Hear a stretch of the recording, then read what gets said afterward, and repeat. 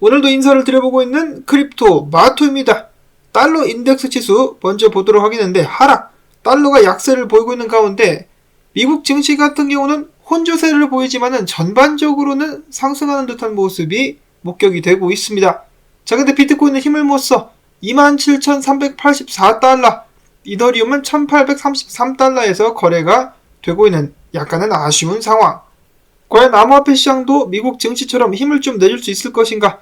올라온 정보들을 보시고 한 번씩 판단해 주실 수 있기를 바랍니다. 오늘 첫 번째 소식은 유로피언 중앙은행. 유럽 쪽도 은행 시스템이 제대로 돌아가지 않고 있는 가운데 유로피언 중앙은행의 집행이사 같은 경우는 향후에 발표될 지표에 따라 가지고 아마도 소비자 물가지수를 말하는 것이겠죠. 이거에 따라 가지고 금리 0.5%를 한 번 더 인상할 수 있다라고 밝혔습니다. 자, 0.5포인트 가능성이 높을 것 같지는 않은데요. 미국도 그렇고 유럽도 그렇고 0.25% 정도는 한 번 정도 더 금리 인상이 가능할 것도 같습니다. 이어서 하이퍼 인플레이션 하면 딱 떠오르는 나라들 몇 가지가 있는데요. 그 중에 대표적인 나라 중에 하나가 짐바브웨라고 볼 수가 있겠습니다. 무차별적인 통화 발행으로다가 화폐가 걸레가 되어버린 나라죠. 자, 근데 짐바브웨의 중앙은행이 좀 정신을 차렸는지 금 기반 디지털 화폐 도입 계획을 가지고 있다라고 밝혔습니다. 그리고 금이 연동된 해당 화폐에 법정 통화 지위를 부여하겠다라고 이야기를 한 것인데요. 자, 이렇게 되면은 상황이 반전이 될 수가 있겠죠. 가짜금을 가지고 장난을 치지만 않는다라면은 짐바브웨 같은 경우는 지금부터 서서히 살아날 가능성도 있을 것 같습니다. 금본위제가 도입된 새로운 통화 하면 떠오르는 것은 역시 브릭스 국가들이라고 볼 수가 있겠는데요. 이 브릭스 국가들 같은 경우는 계속해서 탈달러에 대한 움직임을 강화해 나가고 있습니다. 그들이 개발하고 있는 새로운 은행 같은 경우는 기존에는 각 나라에 대출을 해줄 때 달러를 해줬는데 이제는 달러가 아니라 그 나라의 법정 통화로 대출을 해줄 것이라고 합니다. 달러의 의존도를 낮추자라는 움직임이 계속해서 일어나고 있는 가운데 이러한 브릭스 국가들의 가입 요청을 한 새로운 나라 숫자도 19개나 된다라고 합니다. 그 말인즉슨 19개의 나라들이 추가적으로다가 달러에 등을 돌리는데 함께 하고 싶다라는 것이겠죠. 그러면서 중국과 러시아를 중점으로 해가지고 해당 브릭스 국가가 앞으로 더욱더 크게 성장할 것이다라고 판단을 내리고 있다는 것입니다. 이 원래 소식 출처가 블룸버그인데요. 해당 19개 국가들의 명단이 있나 한번 찾아봤는데 해당 나라들의 명단은 공개가 되지 않은 상태에서 브릭스 측에서는 밝히기를 13개 국가들이 정식적으로다가 브릭스 가입을 요청해왔고 6곳 같은 경우는 비공식적으로다가 요청을 했었다라고 합니다. 그리고 해당 사항에 대해서 다가오는 6월달 미팅에서 논의하게 될 것이라고 하네요. 자, 이런 식으로다가 유럽 연합보다 더욱더 빠르고 크게 성장하고 있는 브릭스, 서방과의 갈등이 격화되면서 앞으로 몇 년 안에 큰 변화들이 생겨나게 되지 않을까라고 생각을 한번 해봅니다. 자, 근데 서방이라고는 해도 프랑스 같은 경우는 이미 브릭스 쪽에 붙었죠. 참 정말 앞으로 어떤 일이 발생하게 될 것인지 흥미진진합니다. 이렇게 위기가 닥쳐오고 있는 가운데서 암호화폐 때리기라든지 쓰잘데기 없는 데다가 신경을 쓰고 있는 미국 SEC의 전 집행국장은 이번에 뭐라고 했느냐? 암호화폐 산업에 대한 미국의 규제 공세가 계속되고 있다. SEC 같은 경우는 암호화폐 업계를 겨냥해서 새로운 소송을 매일마다 제기하고 있는 것 같은데 SEC는 투자자들이 위험에 처하는 걸 보고 있지 않을 것, 완전 개소리를 하고 있죠. 투자자들을 가장 많이 괴롭게 만들고 가장 많은 피해를 입히고 있는 것이 바로 SEC인데 뭔 헛소리를 이렇게 하는 것인가? 이 개돼지가 그렇게 만만하냐? 그러다 물린다니네. 한편 미국 때문에 이를 갈고 있는 바이낸스 같은 경우는 규제 불명확성을 비판하는 6부작의 영상을 공개하기도 했었다라고 합니다. 대부분이 미국을 겨냥한 것이겠죠. 공개된 영상에서 바이낸스의 최고 법률 책임자는 이렇게 이야기합니다. 컴플라이언스 업무의 가장 어려운 점은 쉴 새 없이 바뀌는 법률 및 규정이다. 모든 국가 및 기관의 해석도 제각각이다. 일관성 부족한 상황은 마치 기울어진 운동장에서 일을 하라는 것과 같다라면서 강한 불만을 토로했습니다. 자, 그리고 이런 상황 속에서 약간의 의문점이 생기기도 하는데요. 정말 바이든 정부는 암호화폐를 배척하는 것일까? 그렇다면 왜 기관들은 암호화폐 관련된 서비스를 동시에 준비를 하고 있는 것인가? 기관들이 모여가지고 암호화폐 거래소를 출범하는가 하면은 블랙록 출신의 트레이더도 암호화폐 자산운용사를 설립했다라고 합니다. 블랙록에 있으면은 아무래도 내부 정보도 좀 잘 알고 그러지 않을까 싶은데요. 암호화폐 업계를 벗어나기는커녕 더욱더 뛰어들어가면서 암호화폐 관련된 사업을 진행을 하고 있다. 뭔가 좀 아리까리합니다. 이런 상황 속에서 오늘 비트코인 매거진이 이런 사실을 밝혀냈습니다. 자, 미국 같은 경우는 공직자들이 어떤 자산들을 들고 있는지 공개를 하죠. 백악관의 커뮤니케이션 디렉터가 비트코인을 5만 달러에서 10만 달러 상당 들고 있다라고 최근에 밝혔다라고 하는데요. 자, 뭐 큰 액수가 아니다라고 말씀하실 분들도 계시겠습니다만은 5만 달러에서 10만 달러 이상 들고 있으면 더 들고 있을 가능성도 저는 있을 것 같습니다. 근데 공개하는 것이 이 정도다. 너그 바이든이가 뭐라고 안 하드나. 정말로 암호화폐 시장이 끝장났다라고 생각한다면 5만 달러에서 10만 달러라도 건져야죠. 근데 계속해서 투자를 이어가고 있는 것 같습니다. 내로남불이나 일 수 없는 더러운 녀석들. 이 쪼개는 것도 왠지 굉장히 꼴보기 싫네요. 자, 아무튼 간에 이런 것을 봤을 때 바이든 정부가 완전히 100% 암호화폐를 없애려고 하는 것 같지는 않다라는 생각도 해보게 됩니다. 자, 그 다음에 라울파리용님 같은 경우는 다음 불장 때 암호화폐 사용자가 10억 명을 돌파하게 될 것이다 라고 과감하게 이야기를 했습니다. 자, 그러면 겁나 좋겠죠? 기존 3억 명인데 3배 이상 뛰어가지고 10억 명까지 대폭 증가. 그러면은 비트코인 가격도 크게 오를 것 같습니다. 자, 이런 상황 속에서 12년 동안 잠을 자고 있었던 400개의 비트코인이 움직였습니다. 그 외에도 과거에 9년 넘게 휴면 상태였었던 비트코인이 2071개의 비트를 움직이는가 하면은 10년 동안 잠자고 있었던 비트코인 279개가 움직이기도 했었는데요. 해당 비트코인을 움직이는 꿍꿍이는 무엇일까? 부디 던지지는 않기를 바라봅니다. 자, 그 다음으로 가격 예측 및 분석 넘어가 보도록 하겠는데, 은행인 스탠다드 차타드 같은 경우는 비트코인이 올해 연말까지 10만 달러까지 갈 가능성이 있다라고 하네요. 그 가능성이 얼마나 높은지 아직까지는 잘 모르겠습니다. 그렇게 될 수 있다면 정말 좋겠는데요. 일단 은행 위기를 비롯해가지고 비트코인 같은 경우는 브랜드화된 안전한 피난처, 상대적 가치 저장이라는 인식, 그리고 송금수단이라는 지위를 모두 얻게 되었다라고 이야기를 했습니다. 자, 그렇다라고 해서 지금부터 10만 달러까지 갈 수 있을 것인가? 지금 상황으로서는 쉽지 않아 보이는 것이 사실인데요. 그렇지만 반감기가 지나고 본격적인 불장이 다시 시작되게 된다면 10만 달러 가볍게 넘을 수 있으리라 기대를 해봅니다. 자, 그리고 블룸버그 같은 경우는 내년 4월까지 비트코인이 5만 달러까지 가게 될 수 있을 것이다 라고 예측을 했었고, 매트릭스 포트의 리서치 책임자 같은 경우는 65,623달러 정도까지 오르지 않겠느냐라고 이야기를 했습니다. 자, 근데 반감기 당시 때는 비트코인 가격이 그렇게까지 큰 상승을 보이지 못했었던 이력들이 있습니다. 그래서 세력들이 사람들의 기대를 무너뜨리기 위해서 가격을 누르지 않을까라는 생각도 들기도 하는데요. 미디어를 포함해가지고 많은 사람들이 한쪽으로 몰리면은 보통으로는 그 반대적으로다가 움직이는 비트코인 가격.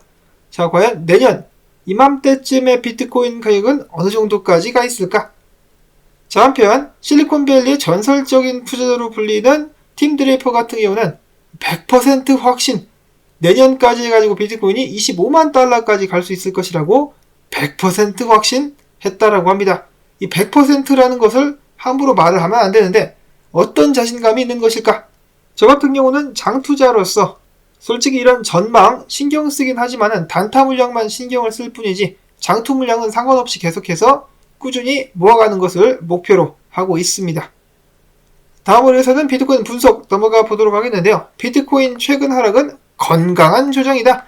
상승을 위한 숨고르기일 뿐이다라고 크레디블 크립토라는 분석가는 밝혔습니다.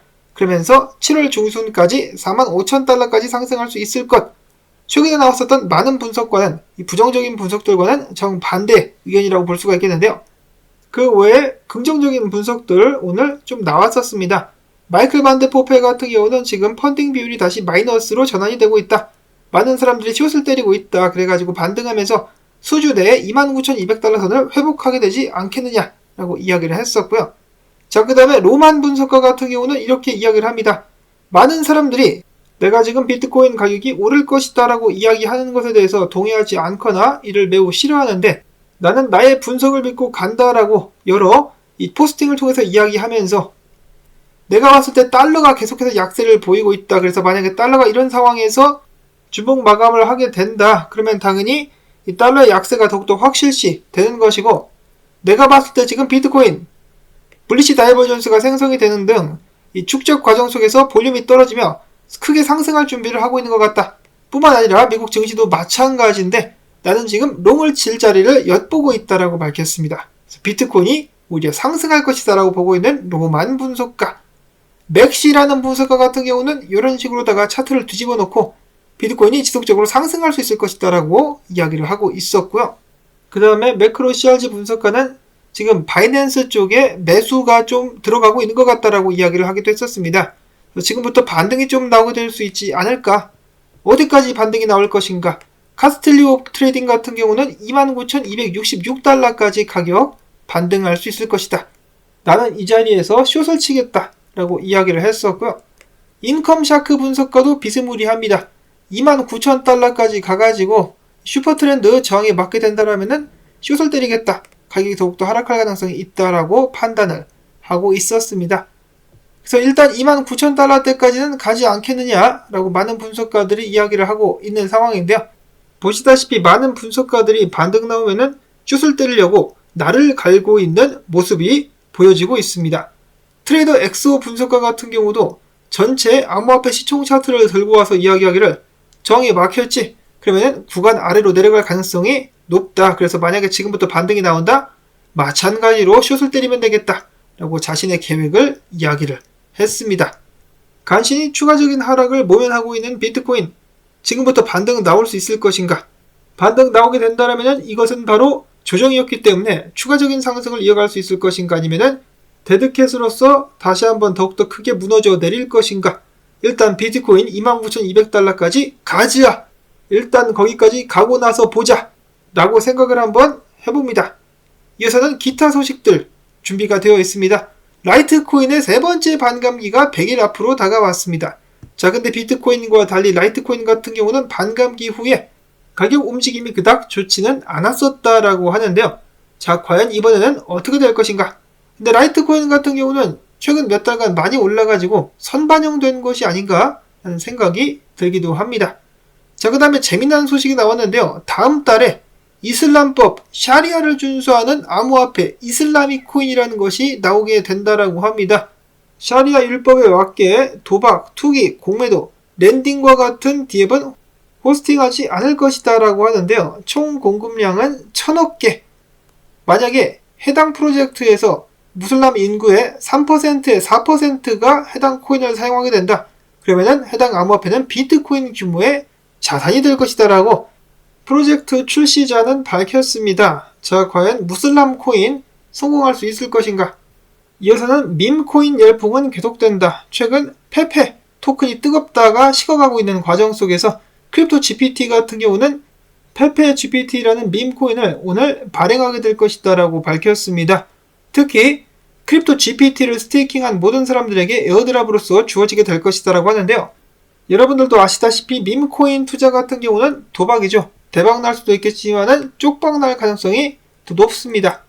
페페 같은 경우는 내부자들이 또 한탕 크게 해먹은 것으로 약간의 논란이 일고 있다라고 하는데요. 이거는 뭐 알고 들어간 겁니다. 밈코인 투자할 때는 이 정도는 각오하고 들어가야죠. 다음으로 해서는 알트코인들 불안불안한 소식입니다. 고래들이 대량의 특정 알트코인들을 거래소들로 보내고 있습니다. 이 폴리곤 같은 경우 고래가 6천만 매틱을 언스테이킹 해가지고 바이낸스 거래소로 보내는데요. 이뿐만이 아닙니다. 6천만 개 외에도 2천만 개, 추가적으로 3천만 개 2번이나 이런 식으로다가 거래소로 몽땅 흘러 들어갔다라고 합니다. 자, 부디 매틱 떡락은 나오지 않기를 바라보는데요. 이제는 오랜만에 듣는 그 이름, 제네시스 트레이딩 추정 주소 같은 경우도 코인베이스로 무려 5천만 개의 갈라를 입금하기도 했었다라고 합니다. 던지려는 것인가? 손바꿈이 일어나고 있었던 알비트럼 같은 경우는 대량의 고래들이 물량을 3분의 1까지 줄였다라고 하는데요. 그 반면에 매집하고 있는 고래들도 약간 있기는 있다라고 합니다. 전체적으로 봤을 때는 고래들이 물량을 털고 있는 안타까운 상황.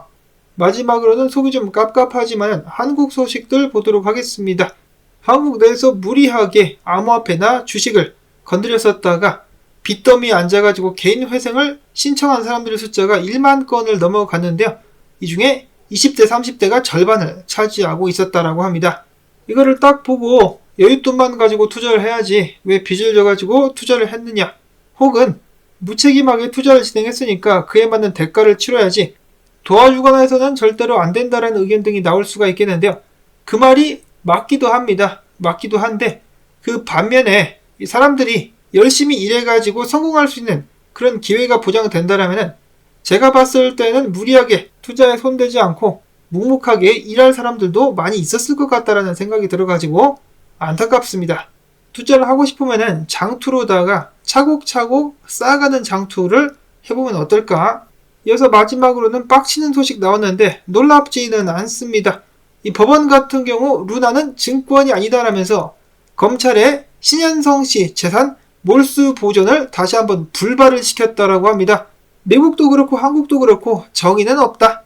많은 사람들이 AI 판사를 원하고 있지만은 자 과연 이 부패한 자들이 그렇게 두도록 내버려 둘 것인가? 힘들겠죠.